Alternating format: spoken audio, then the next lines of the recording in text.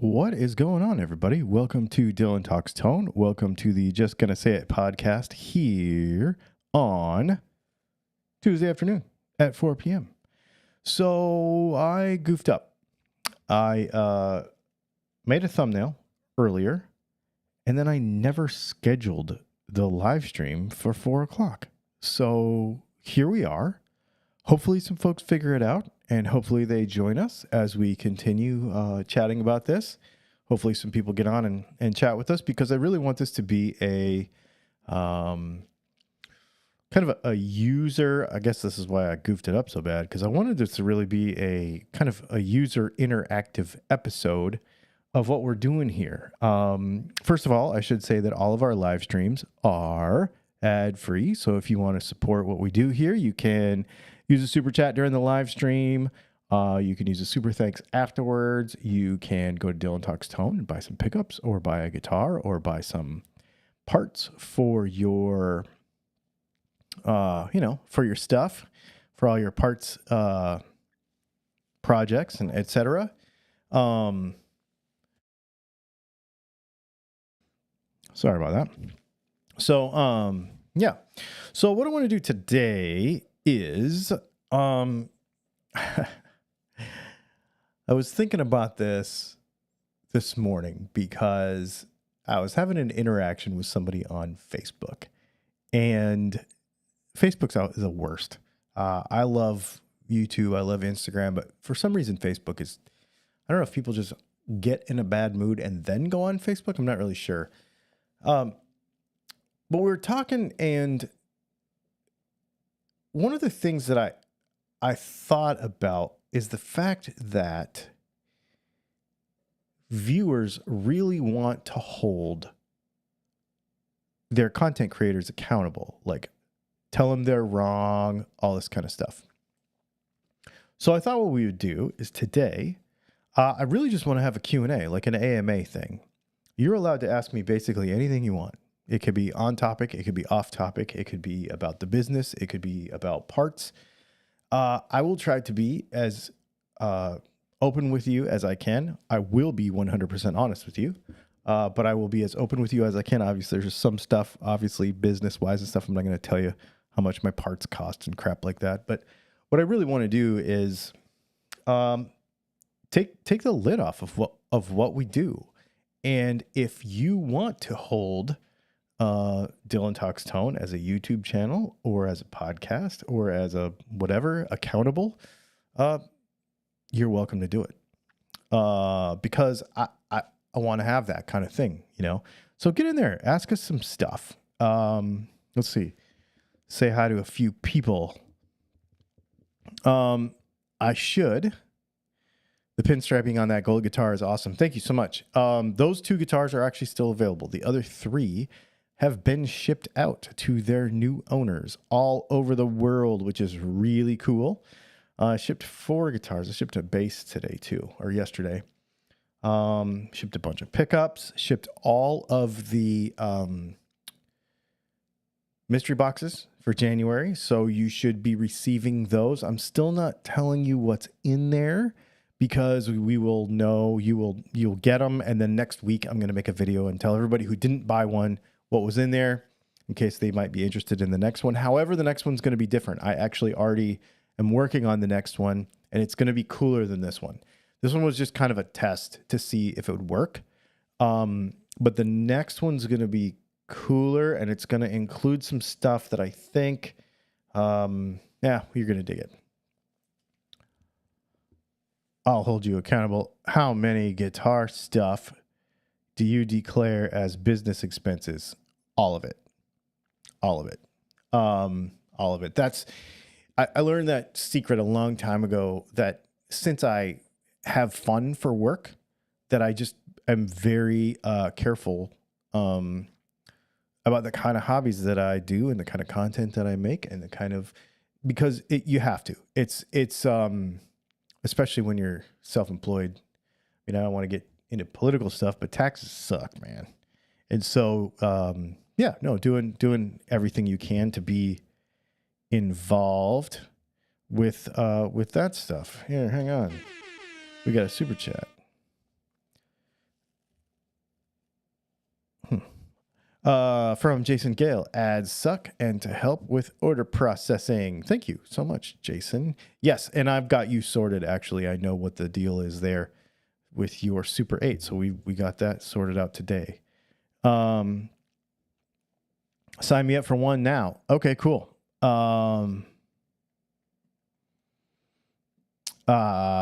Let's see. Topless Dylan with no cap. Yeah, I wear a hat a lot. I just like wearing a hat. I actually got a haircut today is why I'm not wearing a hat, because I just washed my hair and it was still wet, so I didn't want to put a hat on a wet head. Yeah, taxes really do suck. They really do suck. Oh, look at that. Van Shank Guitars celebrates 49 months of membership. I missed a few live streams in the last few weeks. I noticed that, Ivan. It's nice to have you back. Yeah, so, the whole thing is, it's kind of funny. We were talking, and I'll just kind of give you some fuel for your thoughts and conversation. One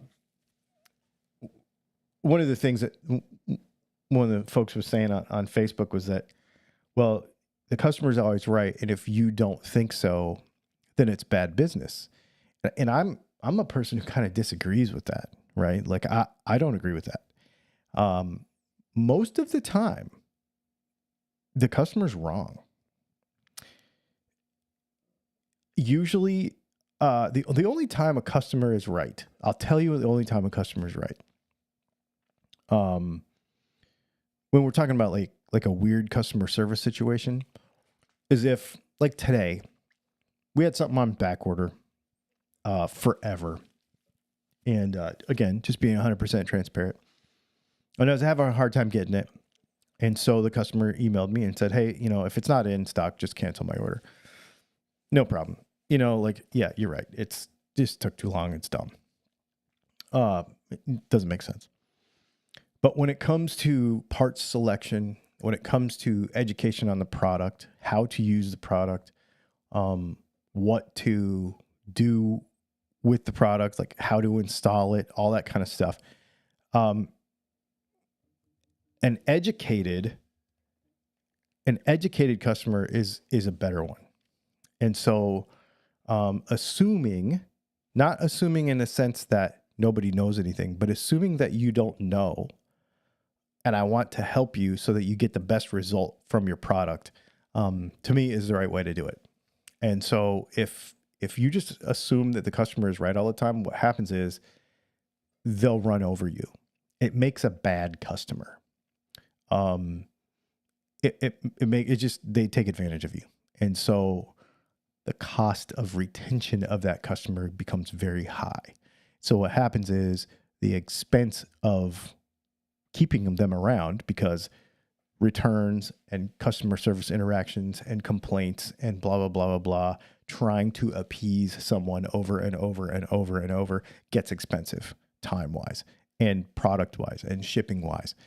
But if you assume that everyone wants to know something and wants to gain more knowledge about the product and about the hobby and about everything else,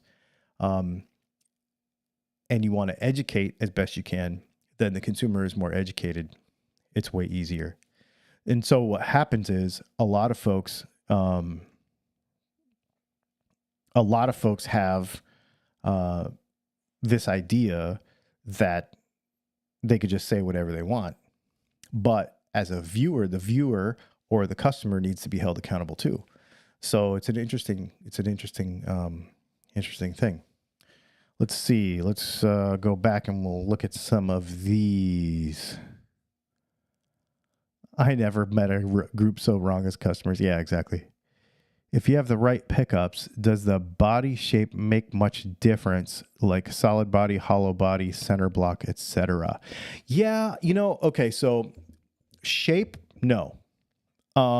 Not at all. In fact, we've seen videos where people have like cut parts of their guitar off and stuff, and it really doesn't make that big a difference. If you close your eyes and listen with a pair of headphones in a very controlled environment, blah, blah, blah, will you be able to tell a difference? Maybe, but not to any great extent, right? So, but hollow body, center block, guitar, that's not shape. Guitar construction can make a difference. You know, when we start talking about construction modes, when we're talking about hollow versus, because the more the pickup moves, here's what you need to think about.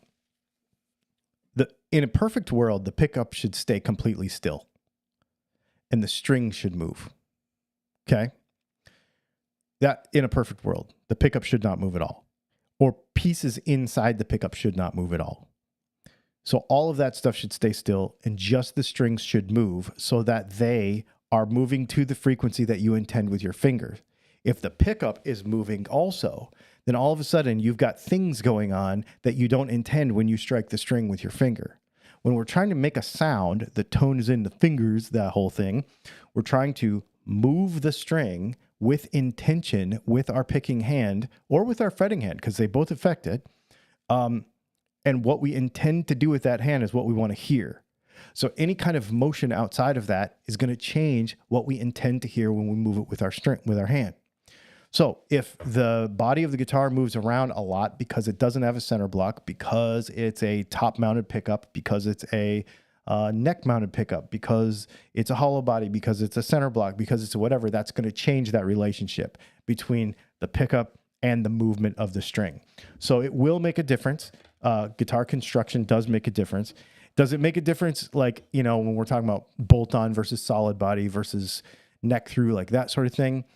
You know, people can argue about that all they want, but again, that's a whole nother diminishing returns conversation. Like, in a perfect laboratory world that nobody has ever been able to show me, I suppose that you could say so. Anecdotally, people will say so, but any real difference? Not really. Let's see. Not gonna lie, I keep fixating on the knife. Don't. This is to keep me from biting my nails. That's what this is for.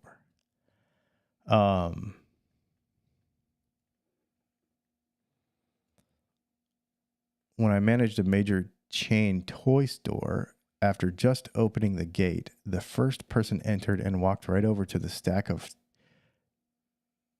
toys I just finished stacking, grabbed the top toy. That's funny. Let's see. What else we got here?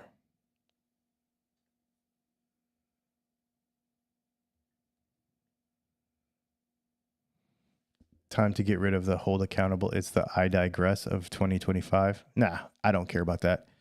No, I'm all about making sure that we do things right, you know, and that's always moving forward, you know. That's always moving forward for me. How often have you seen a push-pull pot actually fail if it's a CTS or Bournes? A lot more than you want. It's usually not a problem. Okay, first of all, push, don't use them. They're garbage. Second of all, push-pulls typically are user-induced problems. Typically, they will... what causes them to fail more often than not, that I've seen anyway, is the taking off and the putting on of the knob and doing damage to it. And there's a little plastic toggle in there that can get broken pretty easily if you don't do it right. So that's the only thing I would say. They don't fail a lot.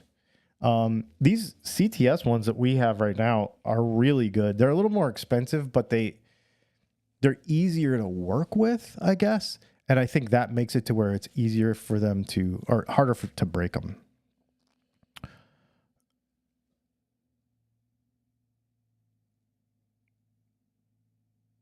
Let's see.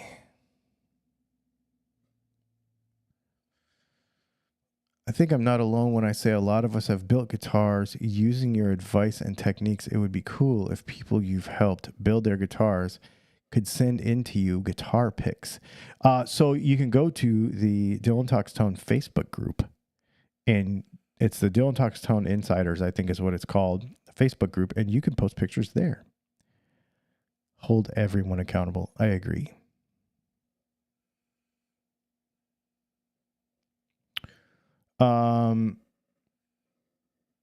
I really wanted to ask this. What mod would you recommend best to pair with partial coil split on a dual high out humbuckers? Okay, hang on. Let's see. I really want to ask this. What mod would you recommend best to pair? What model of humbucker? So a partial coil split, I don't see the need to do. I suppose you could do a spin split. That would be pretty neat. And if you're going to do a partial coil split, it doesn't really matter what you use. Yeah, it doesn't really matter what you use. But Dylan, you're an honest guy and you conduct your business in a respectable way. Yeah, it's interesting. I appreciate that. I try. I very much try. Let's see. Phil McKnight just showed a guitar with a metal frame and mostly air. For me, it negates body shape and material sound. It mostly is amp and pickups. I want to look really quick at what you're talking about. If that was on the Phil McKnight channel, because I just had a company reach out to me last week and say they were going to send me a guitar, and it was very similar to that. So I wonder if they're sending them to everybody, or not everybody, but, I wonder if these guitars are making the rounds, if that makes sense. So let me see if this is the right thing. And if it's the same thing, I am very intrigued by it, to tell you the truth. Yep, it is. It is. He just showed it on his podcast, so it's in the thumbnail. I'm very intrigued by this guitar. It's from New Zealand. It is a very interesting design, and I'm really interested to see it. He said that he's going to ship one out to me this week, so I should see it in a couple of weeks. Very interesting. I like this idea because it's weird. It's headless. It's also mostly aluminum. It does have a wood neck, which I think is very, very cool. I'm super excited about getting that guitar. Do you have a USA source for your copper for winding as opposed to Chinese? That is an interesting question, because even if you buy it, there are certain things that you'll buy in the United States from a United States supplier that will invariably end up coming from China. Coil wire is one of them, as well as magnets. So no matter what you do, no matter who you buy them from, they're going to end up being backsourced, and they're going to end up coming from China. Yeah, so that's kind of a tricky thing. Will you ever be able to stock Bourne's pots again? Will a big order from me help matters? Yeah, I suppose. We could stock them again. I just have to order a bunch. I'll tell you what, I'll put them up on the website, and yeah, I'll put them back up on the website. We could do that. Yeah, we could stock Bourne's pots again. I like them. I'll tell you the reason I stopped stocking them is because everybody wanted CTS. Because everybody's like, CTS pots are better. I disagree. I actually like Bourne's better, but it's what the world wanted, so it's what we did. My guitar came with a push for coil tap, but in theory, I use it a few times per song, and in practice, I use it a few times per week. Should I be worried? No, don't be worried. Just don't abuse it. Don't push too hard on it. That's the problem. So here's what breaks those. If you're going to take the knob off, push it and let it pop up. Take the knob off in the up position and put the knob on in the down position. So you push down on the knob when it's already down, and you pull up on the knob when it's already up. Okay. If you do that, and you don't force anything, chances are you'll be okay. And don't let anybody play your guitar unless they know how it works. Because if you pull up on a push pot, you'll break it. So that's the other thing is you can, when you know, the push thing, you push like this and it pops up, right? Well, if somebody doesn't know and they pull on it, they'll break it. So don't let anybody play your guitar unless they know how to do it properly. That would be my 2 warnings with that.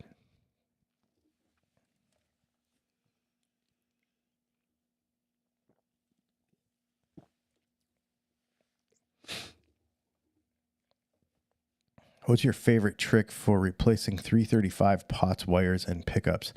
I use string most of the time. Typically, I typically use string and I took a like a E string, you know, like a guitar string, and I soldered a plug end to it so that you could put the string, just the plug in, not like the whole thing, so that you could put it in the guitar and then pull it through. That seemed to help pretty well.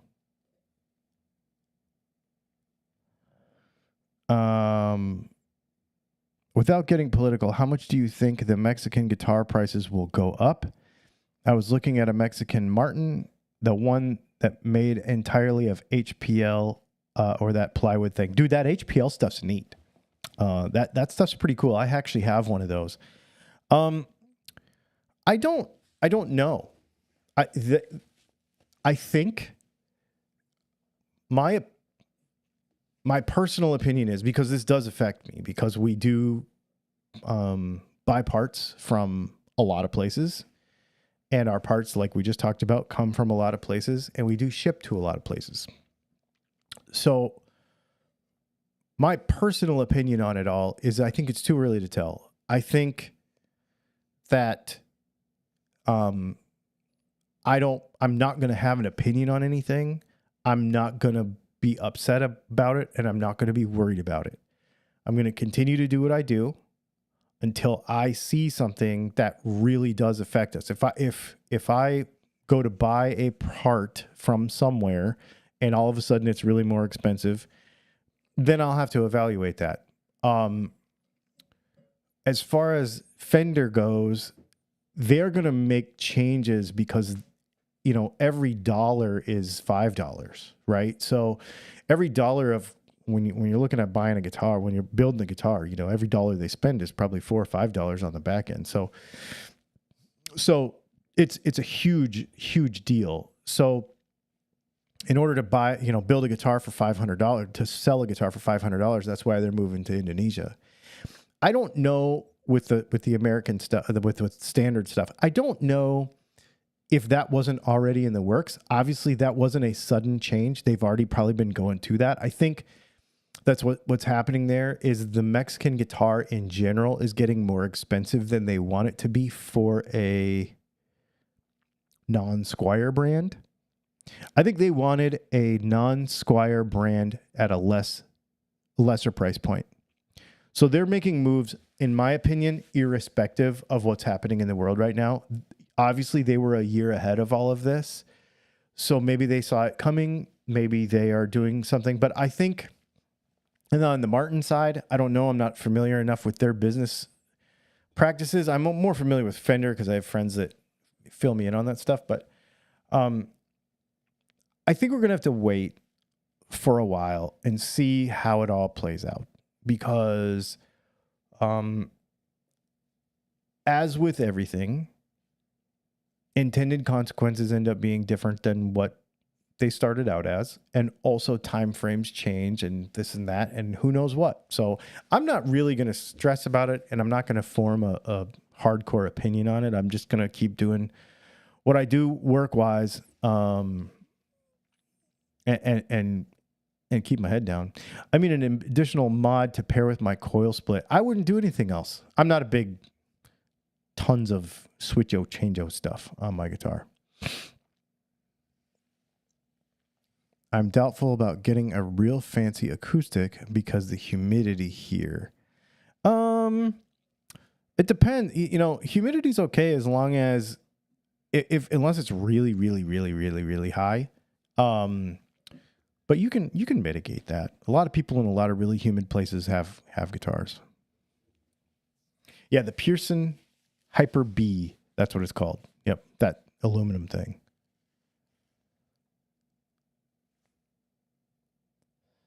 Let's see. Yeah, you don't put your arm on the guitar. You play with it.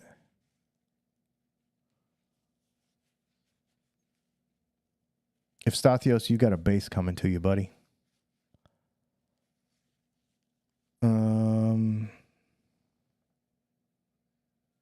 Hang on, I am scrolling through and trying to catch as many of these questions as possible. Yeah, you know, one of those crazy guitars is going to have its own sound. But it's also going to be its own sound. You know, I think this whole idea that just because a guitar is not made of a particular material means that it's going to be bad is just old. And the people that think that just kind of need to get over it. I think that whatever the material is can probably make a good guitar. If somebody puts enough thought into something, they can make a good thing. Will it be the same? No, but it could still be good. So, you know, that's what I think. On a different note, you mentioned sometime in the past that you'd like to purchase a tube amp again. Have you narrowed it down to which one?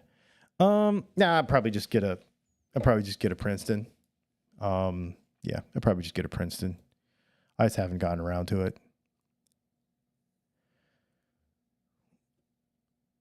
I'm looking to upgrade. Let's see. He's talking about acoustic stuff.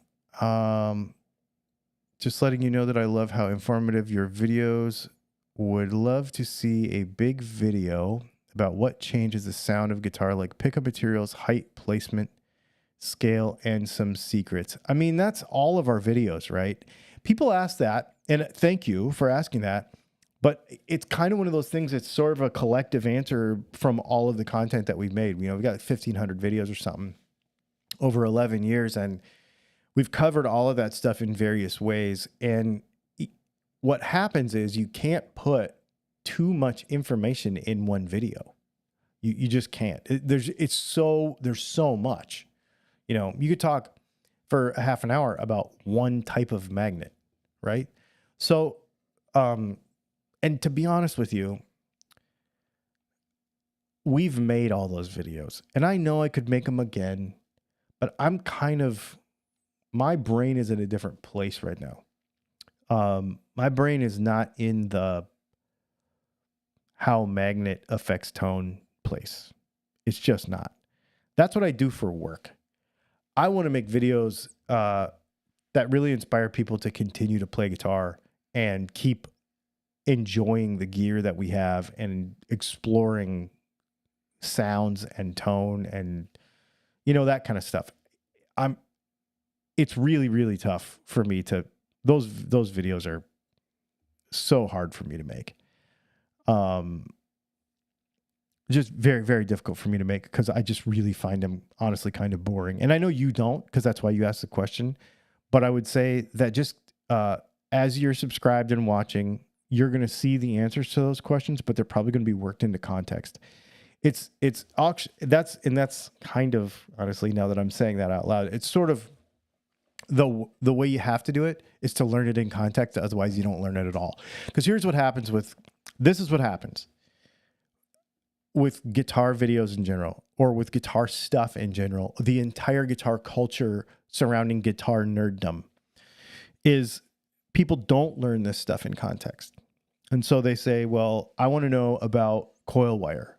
Okay, so there's polynylon coil wire and there's plain enamel coil wire. And if you say one thing about one and one thing about the other, then you saw it in a video, then all of a sudden that's the law.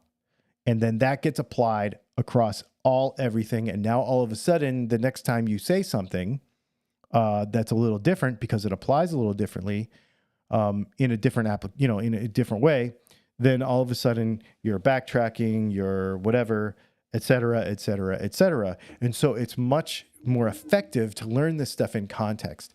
because what guitar players tend to do as viewers is just latch on one thing and then make it some kind of law that all of a sudden cannot be varied from anything. And that's kind of the reason. Honestly, that's kind of the reason why you need to subscribe.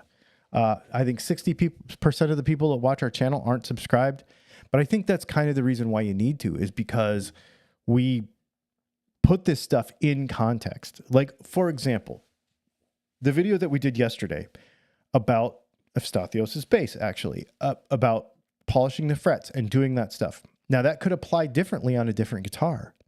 So you kind of have to keep watching and understand how it applies to different stuff. You have to understand it. There is no rules, right? There's stuff that makes things easier, and there is there is science behind it all, but the science is actually very basic. And the more you try to parse it out into little tiny pieces, it overcomplicates it, to be honest with you. Let's see.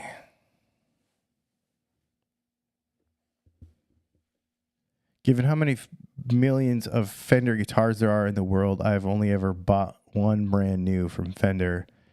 Yeah, I'm kind of the opposite. I don't buy used guitars, really. I buy new stuff because I like to know where it came from, if that makes sense. Stereo setup, Princeton Tone Master and Princeton Proper. Ooh, that might be interesting. That might be very interesting. Let's see. I've been watching some videos on mic placement. It was eye-opening how different the sound between the 12th fret or toward the bridge tone wood has less effect than I thought. Dude, that is bonkers. So, honestly, that's why I like to use a Kemper when I do videos, because it takes all that out of it. A lot of people are like, well, you would get better tone if you did this, this, or this, or this. Well, the problem is that, yes, if you did it, I would get better tone if I did it the way you wanted me to do it, because you would think the tone was better, right?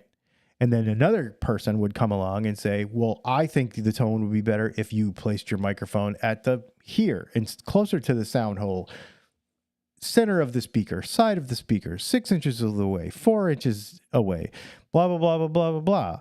Like, everybody's going to say that they think the tone is better because that's the way they do it. So, in order for me to take all of that out of it, I use a Kemper. And so you get exactly the same guitar tone every time. And only the guitar changes. And honestly, that's why I do it like that. Because of what you're saying, Phil. It's so hard. Man, especially acoustics. If you're recording an acoustic guitar, it is so hard to get it to sound, for me anyway. I mean, I'm not, the best engineer when it comes to that stuff. So, yeah. The answer there is to start with the truss rod adjustment video. Yeah, just all the way back at the beginning, right? Will the next Gassers feature a Bigsby? They would look sick with an engraved one. I would do a Bigsby if someone ordered it, but I don't really want to. I don't really want to. The Jim Lil videos. So I would agree with you. I would say that the Jim Lil videos are probably some of the best, but they are not science. They're not science. He has used the commonly available methods that most of us have tried in various ways more effectively and more thoroughly than the rest of us have ever done. So he has, speaking to your point, done it the best, in my opinion. It's still not science, though. it's still not science. There's got to be a way, but nobody really wants to do it because nobody actually cares. See, the thing is about the tone wood debate is it doesn't actually matter, right? Not does tone wood matter. The tone wood debate doesn't matter. It is a beat into the ground thing that doesn't matter because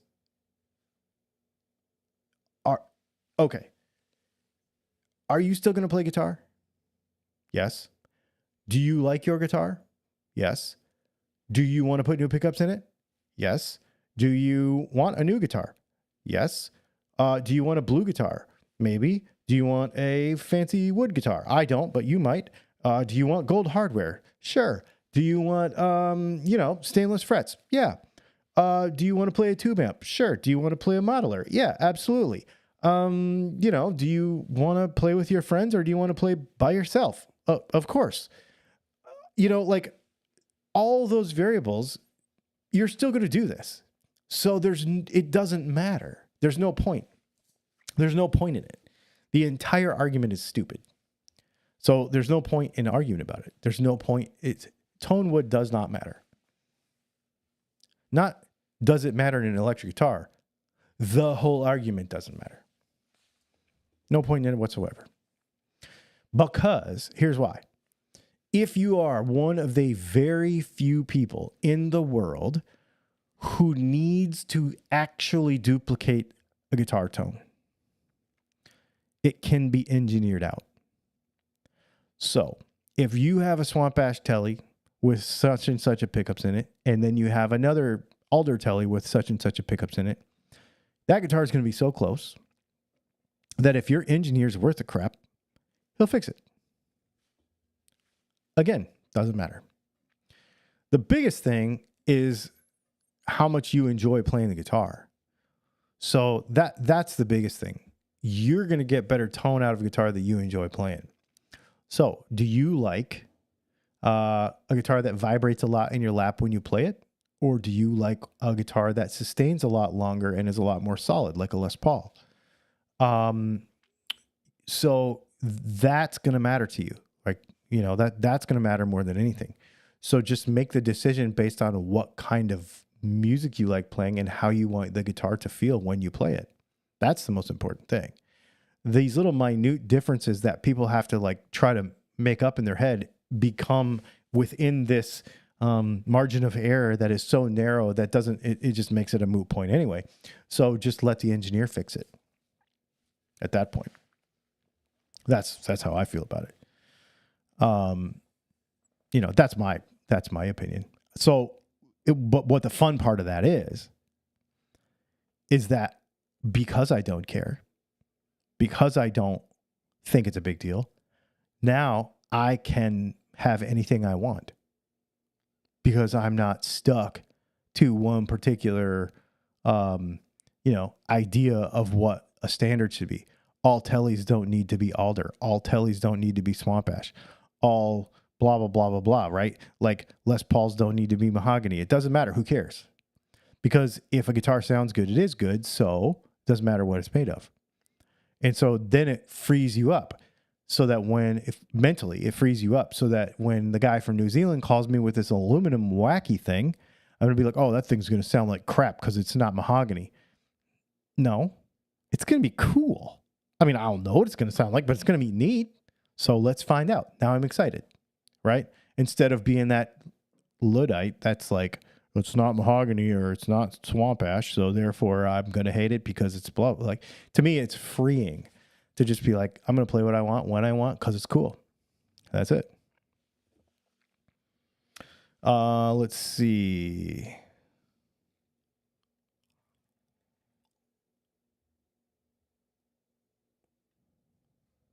Dylan's law. No, I don't have any laws. That's the whole thing. No rules, man. No rules at all. That's what's fun. So, except for the science of it. So there's some stuff that is actual science. The physics is a thing. Electronics work a certain way, right? And because of that, I don't like things and I do like things. Like I don't like treble bleeds because I know how they work and I don't like what it does. You might though. It's totally fine. You know, like that kind of stuff.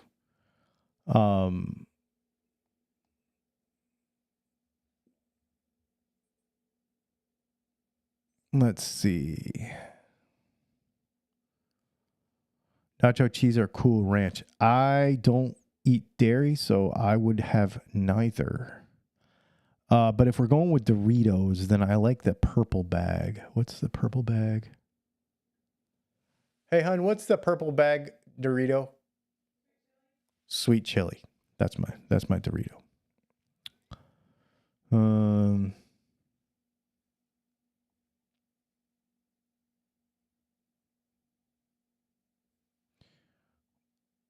Partway through a music production module on a remote degree course, and I'm doing and mic placement recording environment is the current topic.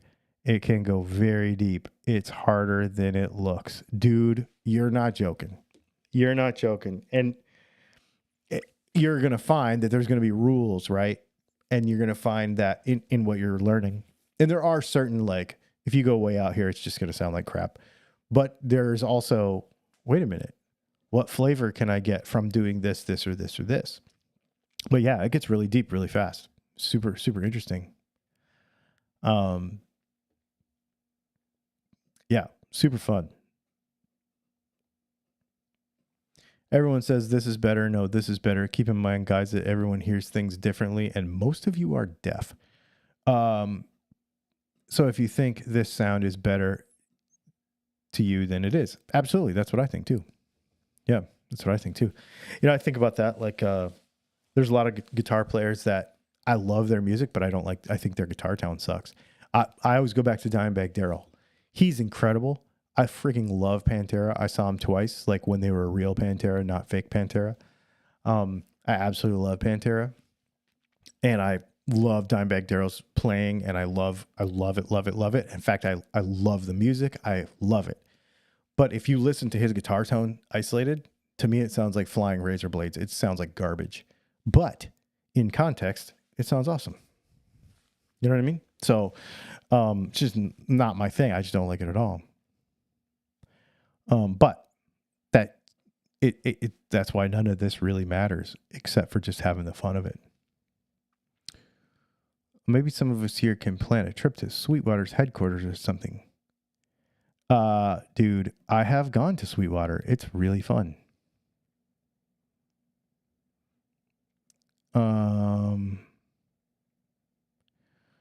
Let's see.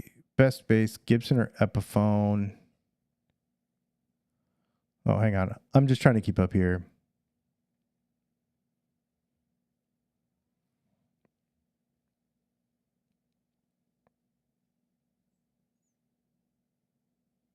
Let's see. Your thoughts on powering your amp with a camping battery? I started doing this and discovered on accident that it dramatically reduces single coil hum. You know, I have one of those. I have a couple of those. I'm going to try that. That's interesting. That is quite interesting. I'm going to do that video and see. Huh. I thought I'd seen somebody mention that before, and then I kind of just went in and out, you know, in one ear and out the other, like sort of just, I thought I've seen it, but I hadn't really thought about it. Dude, that's really neat. I'm going to try that. You like red or green Doritos? Yeah, see, most of the other stuff has dairy in it, and I'm just not going to do it. Do you possess any throwing knives? I don't, but I really want to put a knife slash hatchet throwing station in the backyard. I've been meaning to do that. Science is good until someone does something that sounds cool but shouldn't. Exactly, right? Yeah, well, and that's the thing about all this stuff. You know, there's how it works, but then there's how you use it, right? It's two different things. Like, so you can, you know, we know how sound is made in an electric guitar, but then when you start to abuse it with overdrive and burning tubes and cut speakers and all kinds of Jack Whitey stuff, then, next thing you know, you got crazy stuff.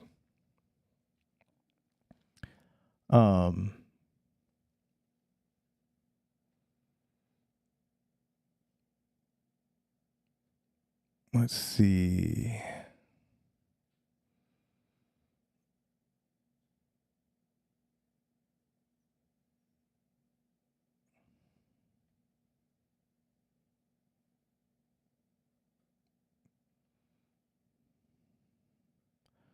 What does science have to do with art? Well, the execution is always science, right? No matter what art it is. So, if you're painting, if you're drawing, if you are, I don't know, anything, any kind of art, you're using science. You got to rely on science for it to work, right? So it's just kind of the way it is. And understanding the science to some extent is necessary, in my opinion anyway, to get a good result, right?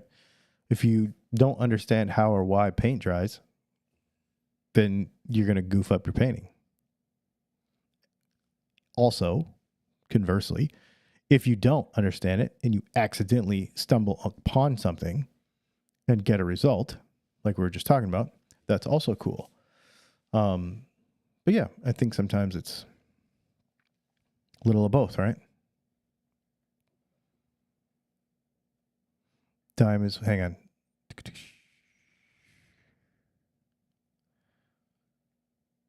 Dime is my favorite guitarist that I've never wanted to sound like. Exactly. People get super bent when I say that, because they think I am talking against his guitar playing, and I'm absolutely not. He's awesome. And again, you listen to the record and it's like, this sounds awesome. But there's a lot of guitar tones like that when you isolate them, you're like, ugh, this sounds kind of bad. But in context, it's kind of a thing. He's the definition of sounding like a chainsaw. Yeah, I always call it flying razor blades, because that's what it sounds like to me. Just super harsh and super sharp. Just really, yeah.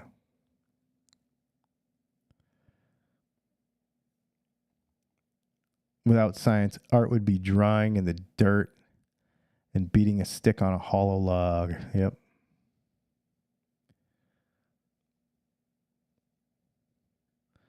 Cool, man. Well, you guys, this has been super fun. Thanks for hanging out with me today and just asking some questions and chatting about stuff and whatever. I didn't have a big, topic to talk about or anything, but this was great. Just kind of a quick AMA sort of deal. And yeah, this is really fun. I guess we will see you on Thursday when we do our live Q&A. Do you think that since everyone has different hearing, Les might hear one tone differently? I have no idea. So I do know that with hearing loss comes a lot of changes. And I think that definitely affects it. Same thing with losing of sight. That's why I use digital equipment to measure my string height, not feeler gauges. Yeah, absolutely. Awesome. You guys, this has been fun. Thanks for hanging out, and we will see you in the next video.